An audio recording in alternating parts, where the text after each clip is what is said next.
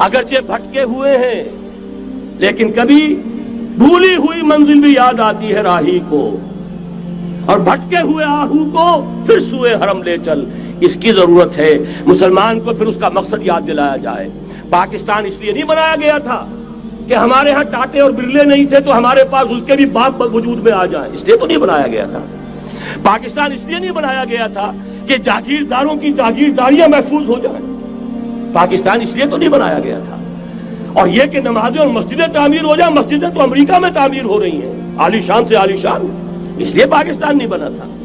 آج بھی مسلمان، میں معذرت سے عرض کر رہا ہوں مولانا سے، آج بھی بھارتی مسلمان کی ایوریج نمازی ہونے کے اعتبار سے پاکستانی مسلمان سے کہیں بہتر۔ آج بھی برقع نظر آ جائے گا تو ہندوستان میں نظر آ جائے گا۔ میں نے اپنی آنکھوں سے دیکھا چند سال پہلے جب مکہ مسجد حیدرآباد دکن میں 3 دن مسلسل میری تقریریں ہوئی ہیں، 10,000 مرد اور 5,000 خواتین، اور ان میں سے کوئی بغیر برقعے کے نہیں تھی۔ ایک سیلاب نظر آ رہا تھا برقعوں کا کہ جب جلسہ ختم ہوا ہے رات کے 12 بجے 3 دن تک متواتر۔ یہاں کہاں نظر آئے گا برقع آپ کو؟ یہاں تو جس کے بعد 2 پیسے ہو گئے اس نے سب سے پہلے برقع اتار کے پھینک دیا۔ معلوم اچھی طرح سمجھ لیجئے یہ چیزیں تو وہاں زیادہ ہیں یہاں کی نسبت۔ اصل ضرورت تھی کہ یہاں اس نظام کو قائم کیا جائے، وہ نظام عدل اجتماعی، وہ جس میں حریت ہو، جس میں عام آدمی بھی خلیفہ وقت کو ٹوک سکے۔ یہ کرتا کیسے بن گیا؟ ایک خاتون بھی کھڑی ہو کر دامن پکڑ لے، عمر تمہیں کیا حق ہے کہ ہمارے مہر کے اوپر پابندی لگا رہے ہو، جبکہ اللہ نے نہیں لگائی۔ اللہ قرآن میں قنطارہ کا لفظ استعمال کر رہا ہے۔ ڈھیروں سونا دے دے کوئی شخص اپنی بیوی کو مہر کے اندر، طلاق دیتے وقت اس میں سے کچھ نہیں لے سکتا۔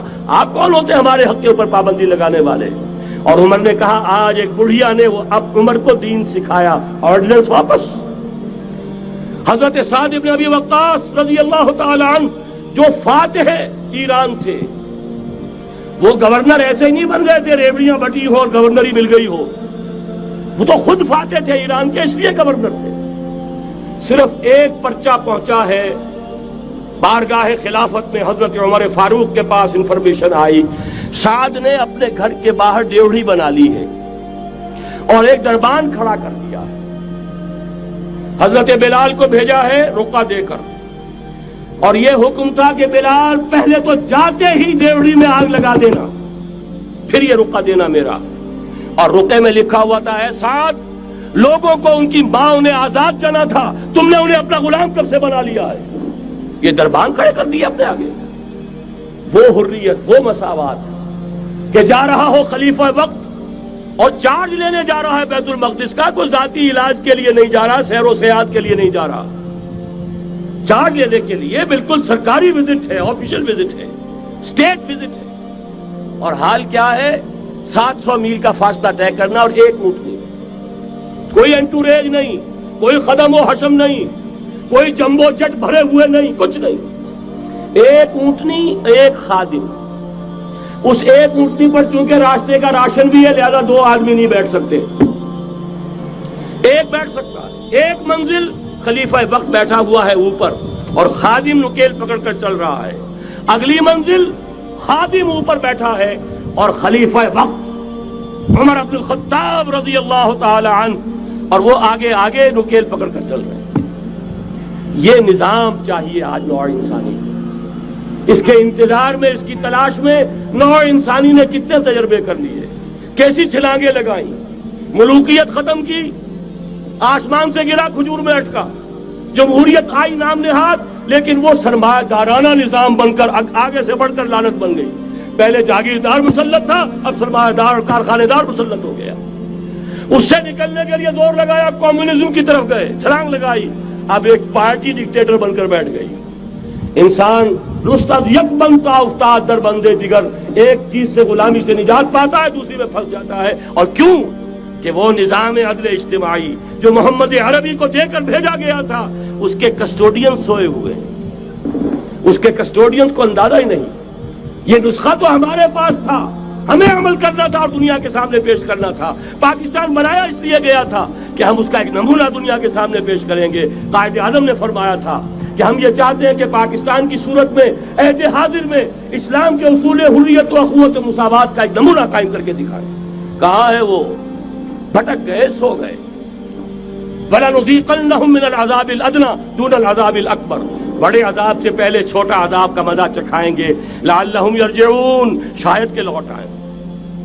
کوئی عجب نہیں اس عذاب الادنیٰ سے بعد ہم جاگے نہیں، ہوش میں نہیں آئے، کوئی عجب نہیں کہ بڑے عذاب کا کوڑا ہماری پیٹھوں پر برس جائے، لیکن مجھے یہ یقین ہے، نوٹ کر لیجئے، اگر یہ دوسرا امکان ہو گیا، خدا نہ خواستہ اللہ کے عذاب کا کوڑا ہماری پیٹھ پر برسا، مجھے یقین ہے اللہ ہندوؤں کو مسلمان بننے کی توفیق دے گا، لیکن اسلام کا بول بالا اسی خطے سے ہوگا۔ تاریخ میں یہ ہو چکا ہے آیا فتنہ تاتار کے افسانے سے، پاسباں مل گئے کعبے کو صنم خانے سے، تاتاریوں کے ہاتھوں کروڑوں مسلمان قتل ہوئے، لیکن اسلام نے تاتاریوں کو فتح کر لیا، اور پھر اسلام کا مسلمانوں کا دوسرا دور عروج انہی تاتاریوں کی مختلف شاخوں کے تحت ہوا۔